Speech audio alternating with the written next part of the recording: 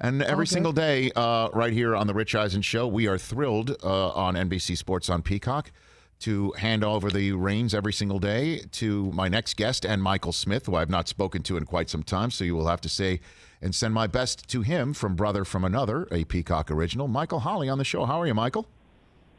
Doing well, Rich. I love Patriots fans. Man, don't move on. Never move on from 07. I knew somebody was going to say that. I just didn't expect anybody from Western New York to bring it up.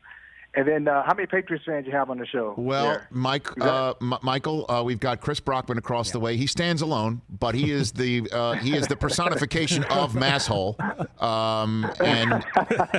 and so you proudly let that freak flag fly every single day. I'm from Maine, though, Michael, so it's fine. It's still New England. No, I understand. Still the area. I'm not from Michael, we talked about before that Patriots fans are the only humans on the planet who refer to the tuck rule game as the snow game. They're the only ones. Exactly. You know? You got to switch it around. You got to switch it around to suit your purposes. Now, apparently, after that game, according to Roland Williams, who was a tight end for the Raiders at the time. Love him. According to him, he said after the game, Tom Brady walked around, they're shaking hands, dapping each other up. He went to every Raider and said, "Good game, it was a fumble. Good game, it was a fumble." And it was a fumble, but he's such a good guy. It was a rule at the time. You just take advantage of the rule. TB12, an honest, good man, and I'm, not just saying that because my children adore him, but he's a University of Michigan stellar Hall of Famer. So that's part of the reason why I bring that up. Do they still play football in Michigan, by the way, Rich? Oh, that's NBC Sports on Peacock on NBC Sports on Peacock violence. That just happened right there. I need to call somebody. Hey, Rich, yeah, they do. They do play. Rich, I grew up in Ohio. I mean, I'm a Buckeye. What am I supposed to say? I was just. I was told to hate Michigan football, all things Michigan. Now, so you're a good individual to ask, since not only you just referred to yourself as a Buckeye because you're from Ohio, but you're an author and you're also a co-host of a show that's on this channel. So why is it the Ohio State, Michael? Is it to prevent me from confusing it from an Ohio State University? Is that what it is? Arrogance. It is just arrogance. Okay, at least you own that. The Ohio State University. Stop. Nobody's confused. Go with Ohio State. I love it. I call it the Ohio State just to be messing around. But come on. So what Ohio State. Yeah, I know exactly. So what do you and Michael have on tap today? What are you going to talk about coming up? Honestly, one of the great things about our show, Rich, is that we just we don't pretend that there's not a world going on outside of sports, and so. Michael wasn't on yesterday. I think he was running away. He was afraid of what was going to happen to our society. So he ran away. He wasn't on yesterday. Today he's going to come on. I just talked to him about 15 minutes ago. He said his nerves are still bad.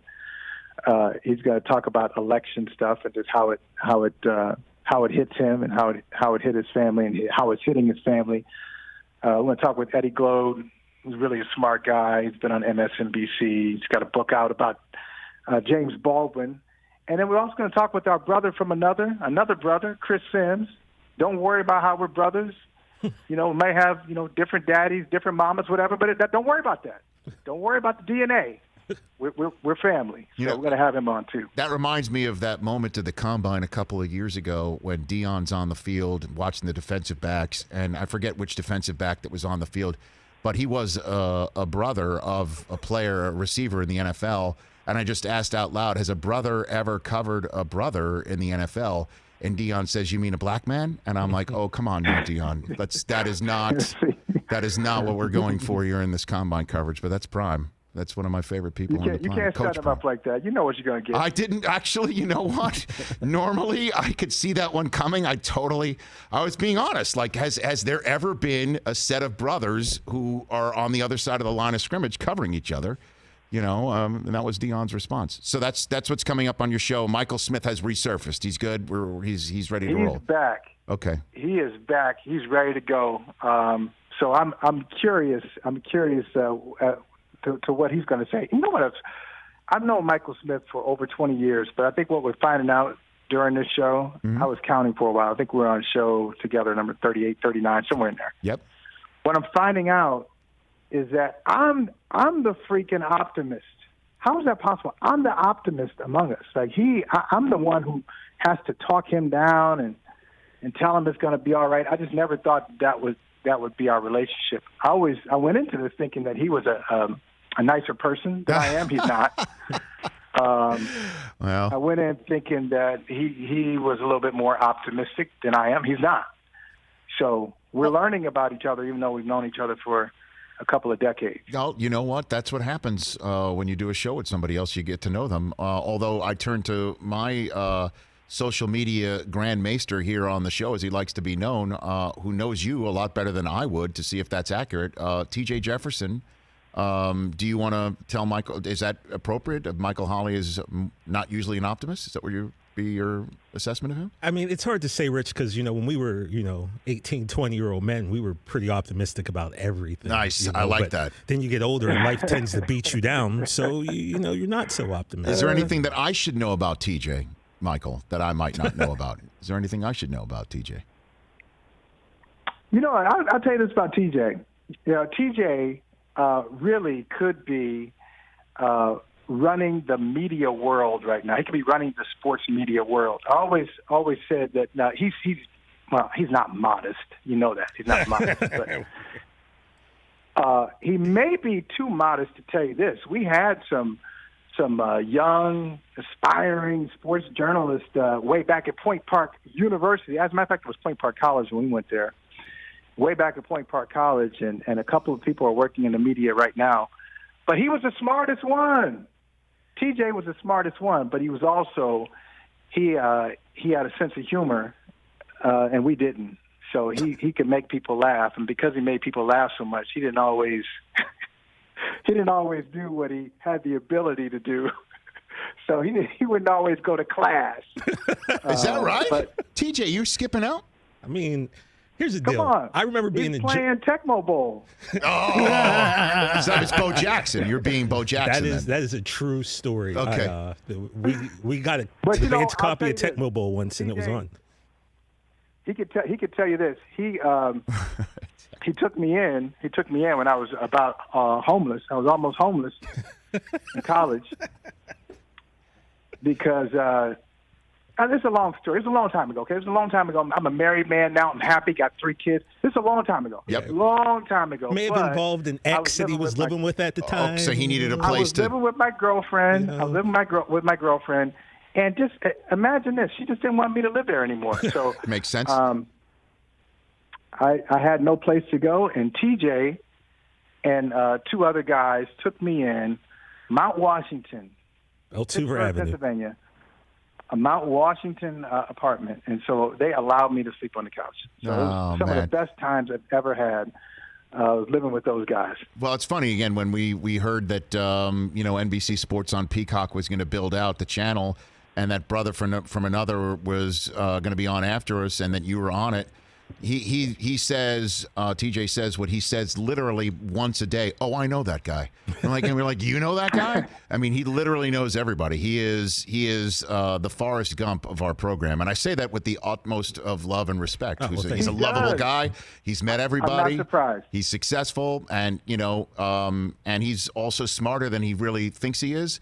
And because you say he's the smartest guy, Michael, then why does he like the Cowboys and the Clippers and the Mets? How does that happen? And the Sixers? He likes the Cowboys. I'm sure he told you the story about how he used to be. I have not told them yet. So arrogant. He was so arrogant with the Cowboys. Not anymore. I started off and I left. Oh, yeah, that's right. He can't. Well, no, it's not just. He really humiliated me. Oh, man. He used to humiliate me, though. Look, there was a point in the early 90s when we were winning Super Bowls and we were good. I was the definition yes. I was the definition of obnoxious Cowboy fan. That guy Stephen A. Smith was talking about. That was by the way, 1,000% me in the early to mid 90s. And Super Bowl, what was it? Super Bowl 27. Right. I went to Akron. I watched the Buffalo Dallas game with Michael. He put money on the Bills that game. And we know how that went. Dallas scored 52 points. I celebrated with every single point. He had a record player with Slick Rick. The song was called "I Shouldn't Have Done It." I played that song after every touchdown. Over and over, the entire game. Imagine, I should have put you out, but the only reason I didn't put you out is because you had taken care of me in college. So I felt I got a fit of conscience. But I really did. It was so annoying. Rich, it was the worst Super Bowl. Still, to this day, it's the worst Super Bowl experience I was pretty bad. Well, Michael, I got to tell you, it's great sharing a house with you right here on Peacock. I'm sure your producers are probably like, why isn't Michael in the chair? You really have to be on there in about 5 minutes. So I'm going to send you off to your show, and we'll send it to you in about 5 minutes' time. Thanks for coming on. Let's make a regular thing out of this.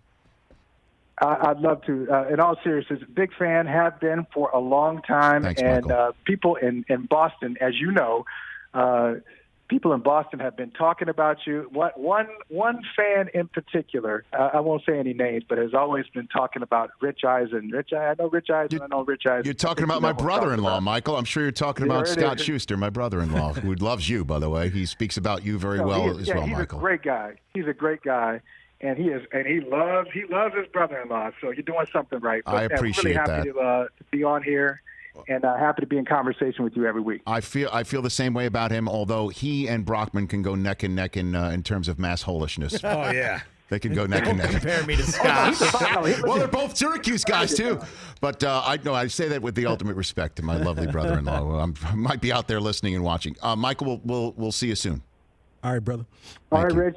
All right, TJ. You got it. That's Michael Holley. Hey, you watched all the way to the end. Thanks for that. Watch more right here.